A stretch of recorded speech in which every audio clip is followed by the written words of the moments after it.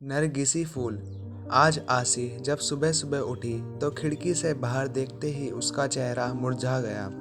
अरे कहाँ चले गए? कल तो यहीं थे।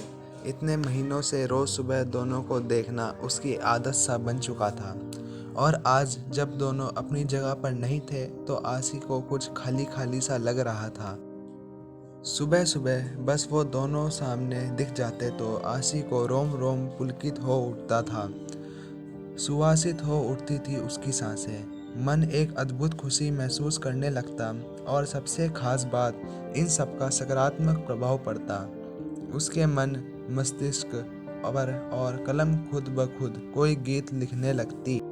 पता नहीं क्या जादू था उन नरगिसी फूलों में, बस देखते ही मन मचल उठता।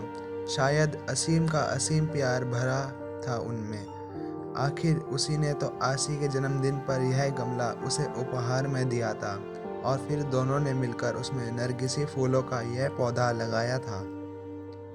देखो ना आशी, तुम्हारे लिए एक काम सौंप कर जा रहा हूँ। कल ही मुझे कंपनी के एक प्रोजेक्ट के लिए दुबई निकलना पड़ रहा है। बस 6 महीने की ही तो बात है।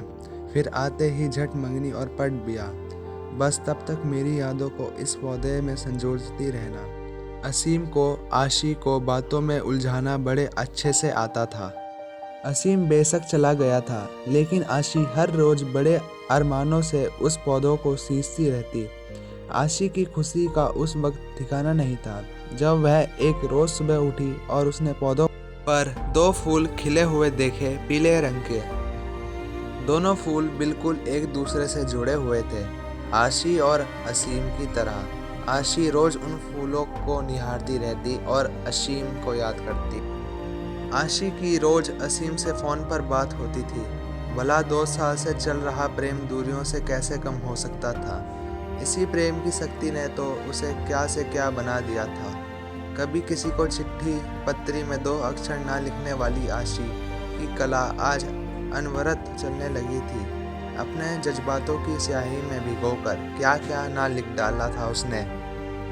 तेरे एहसास में खुद को ऐसे फना कर दिया हमने, जिंदगी बाकी ना बची, ना तेरे साथ और ना तेरे बाद। पता नहीं कैसे एहसास थे जो दिल से निकलकर पत्रों पर बिखरते रहते थे। जब भी मन होता, आशी उन नरगिस के फूलों को निहारती हुए खिड़की के पास कागज कलम लेकर बैठ जाती। माँ जब डांटना शुरू कर देती तब सुध पड़ती कि कुछ खाना भी है और घर का कामकाज भी देखना है। पता नहीं पिछले कुछ दिनों से क्या हो गया था उसे। पतझड़ का मौसम आ गया था, फूल मुरझाने लगे थे। माली से पूछकर खाद पानी भी डाला। असीम को फ़ोन पर बताया तो वह भी पहले खूब हंसा, फिर बोला, पतझड़ बीत जाने दो, सब कुछ ठीक हो जाएगा।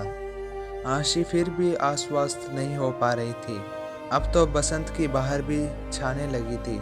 चारों तरफ एक मीठी बयार बहने लगी थी, लेकिन फिर भी आशी को कुछ सही नहीं लग रहा था। आज भी उन फूलों को देखे बिना बेचैनी बढ़ रही थी। आशी कागज कलम फेंक कर बाहर आ गई थी और गमले के आसपास ही चहलकदमी करने लगी। कुछ समझ नहीं आ रहा था कि क्या हो रहा है। इसी सोच में उसे यह भी ध्यान नहीं हो रहा है कि काफ़ी देर से बाहर की घंटी बज रही है। आशी कहाँ खोई हुई है? दरवाजे पर कब से घंटी बज रही है, ध्यान कहाँ है? माँ ने दरवाजे की ओर जाते हुए पूछा। इससे पहले कि आशी संभाल पाती, दरवाजे पर असीम खड़ा था, मुस्कुराते हुए, हाथों में नरगिसी फूल लिए। दोस्तों, आपको हमारी यह कहानी हिंदी इमोशनल स्टोरी कैसी लगी हमें कमेंट में ज़रूर लिखें। तो दोस्तों, अगर आपको ये वीडियो अच्छी लगे तो इस वीडियो को लाइक करके चैनल को सब्सक्राइब करना मत भूलिएगा। मैं मिलता हूँ आपसे अगली वीडियो में, तब तक के लिए गुड बाय।